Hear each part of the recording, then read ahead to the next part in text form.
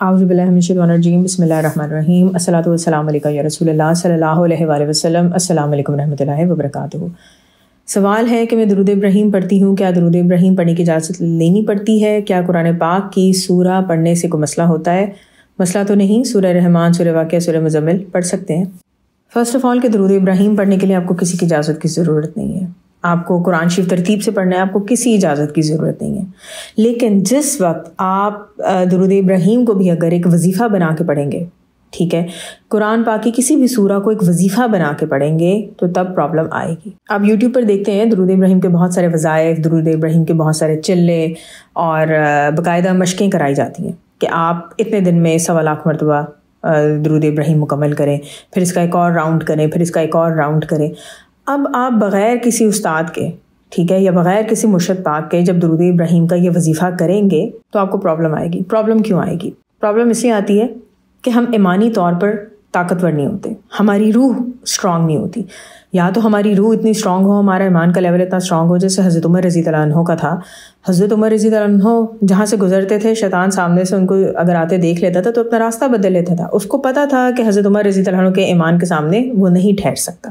یا تو ہم اتنے اسٹرانگ ہو، پھر تو آپ جو وظیفہ چاہیں کریں۔ ایمانی حالت ہماری اسٹرانگ نہیں ہے، روح ہماری اسٹرانگ نہیں ہے، شش و پنج میں وسوسوں میں ہم ہر وقت مبتلا رہتے ہیں، ٹھیک ہے، نفس پہ ہمارے کوئی قابو نہیں ہے، گناہ کی طرف ہم ایسے بڑھ رہے ہوتے ہیں جیسے شہد کی طرف مکھیاں آتی ہیں۔ تو جب ایمان ہی اسٹرانگ نہیں ہے تو پھر آپ کوئی سا بھی وظیفہ کریں، چھوٹے سے چھوٹا مختصر ترین بھی وظیفہ کریں گے، آپ کے پاس پرابلمز آئیں گی۔ لوگ بھرے ہوئے ہیں یوٹیوب پہ وظیفہ بتانے کے لیے بھی، بکس چھاپنے کے لیے بھی، اور اس پر سب سے مزے کی بات ہے کہ کہہ دیا جاتا ہے کہ پڑھنے والوں کو، سننے والوں کو عام اجازت ہے، وہ پڑھ لیں۔ درود ابراہیم کے جو عامل لوگ ہوتے ہیں، کبھی آپ کو ملیں، آپ ان سے پوچھیں، ان کو باقاعدہ درود ابراہیم کے لیے کتنی تیاری کروائی جاتی ہے۔ ان کی پشت پر کوئی استاد ہوتا ہے، کوئی پیر کامل ہوتا ہے جو ان کو گائیڈ کرتے ہیں کہ اگر آپ نے درود ابراہیم کا خاص عمل یا کوئی خاص چلہ کرنا ہے تو آپ نے یہ پرہیز کرنے، آپ نے گناہوں سے بچنا ہے، آپ نے اتنی زکوٰۃ دینی ہے، آپ نے اتنا صدقہ دینا ہے، اس طرح پراپر عمل کروایا جاتا ہے۔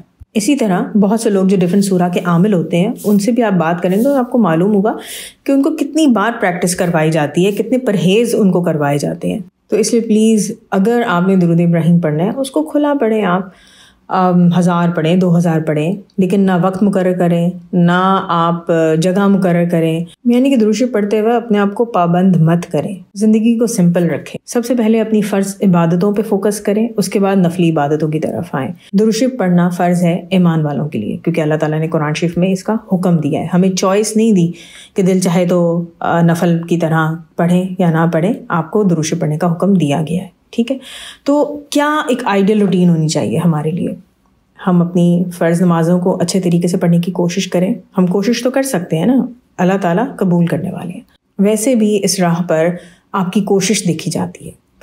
پھر آپ تہجد کے وقت استغفار پڑھنے کی کوشش کریں، تہجد کے وقت درود شریف پڑھنے کی کوشش کریں، فجر کی نماز کے بعد قرآن شریف کی تلاوت کریں، پھر سارے دن میں جو آپ کے کام کاج ہیں، فرائض ہیں، آپ کے حقوق العباد ہیں، ان کو پورا کریں۔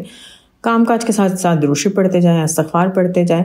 یقین جانیں اگر آپ قرآن شریف کی روز تلاوت کرتے ہیں، ٹھیک ہے، آپ درود ابراہیم پڑھتے ہیں اور استغفار پڑھتے ہیں، یا چلے کوئی سا بھی درود شریف پڑھتے ہیں اور ساتھ میں استغفار پڑھتے ہیں، یہ 3 چیزیں آپ کی ساری زندگی کے لیے کافی ہیں، آپ کی ساری زندگی کو پار لگا دیں گی۔ آپ کے اندر اطمینان، سکون، خوشی، شکر گزاری سب کچھ آئے گا۔ مسئلہ تب آتا ہے کہ جب ہم لوگ اپنی خواہشوں کو اپنا خدا بنا لیتے ہیں، ٹھیک ہے، تب ہمارے لیے نا یہ وظائف اور یہ چیزیں پھر ہم ڈھونڈنا شروع کر دیتے ہیں، اور وہیں سے ہماری بہت ساری پرابلمز اور کمپلیکیشنز شروع ہو جاتی ہیں۔ تو زندگی کو آسان طریقے سے گزاریں، اللہ تعالیٰ اور رسول پاک صلی اللہ علیہ وسلم کی محبت کے لیے گزاریں، اپنی زندگی کا مقصد ڈھونڈیں، اور اس بات پر فوکس کریں کہ میں نے اس دنیا میں زندگی اس طرح گزارنی ہے کہ جب میں اگلے جہان میں جاؤں، اللہ تعالیٰ کے سامنے پیش ہوں، تو اللہ تعالیٰ مجھے دیکھ کر خوش ہوں، حضور پاک صلی اللہ علیہ وسلم اس بات پر خوش ہوں، فخر محسوس کریں کہ ہاں یہ بندہ یا بندی میری امت میں